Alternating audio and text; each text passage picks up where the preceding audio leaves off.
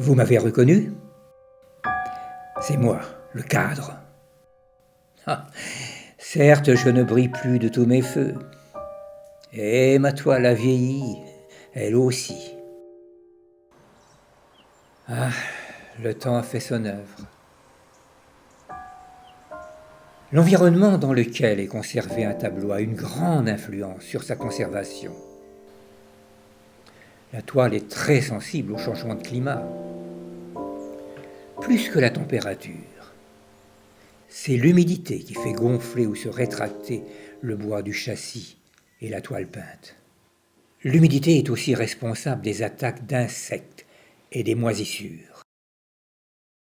Au niveau de la couche picturale pour les peintures anciennes, le réseau de craquelures causées par le mouvement de la toile est le plus souvent une marque de vieillissement.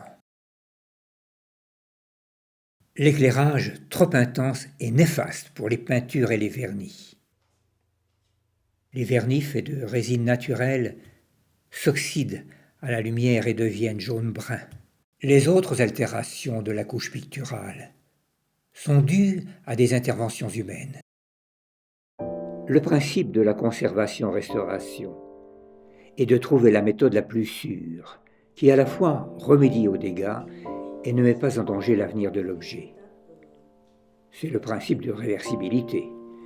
Il faut que les produits utilisés soient stables et permettent une reprise des traitements. Être restaurateur de peinture, c'est aussi l'envie de prendre soin. Et c'est là qu'on se différencie de l'artiste. Il y a quelque chose à exprimer de très personnel.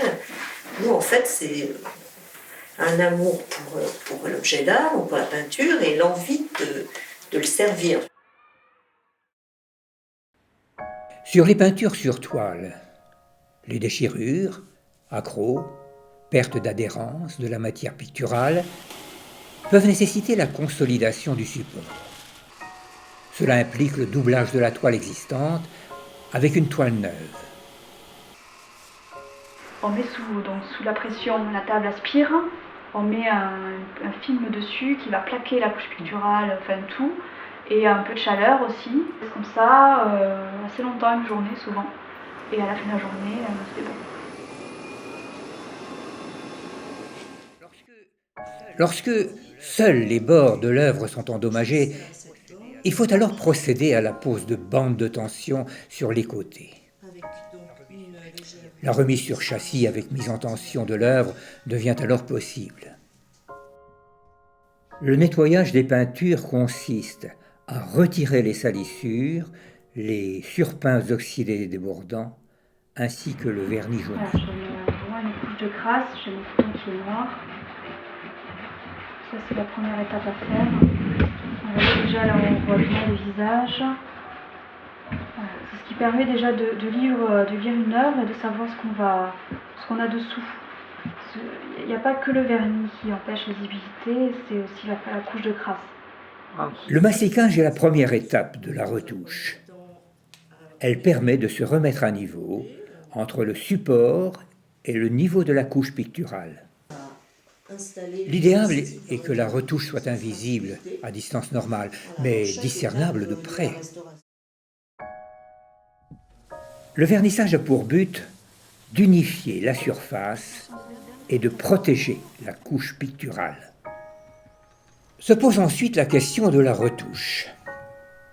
La reconstitution ne peut altérer l'authenticité de l'œuvre. Aucune interprétation n'est possible. On ne reconstitue que des éléments connus. La restauratrice réalise à la fin de la restauration un dossier technique, retraçant tout ce qu'elle a fait et utilisé. Document précieux pour les générations futures qui devront restaurer l'œuvre à nouveau.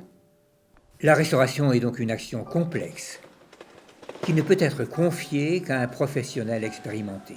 Ainsi, bien pris en main, mon tableau a retrouvé un petit coup de jeunesse. Quant à moi, j'attends avec impatience d'être bichonné par l'ébéniste et le restaurateur de dorure pour offrir à mon tableau l'écrin qu'il mérite.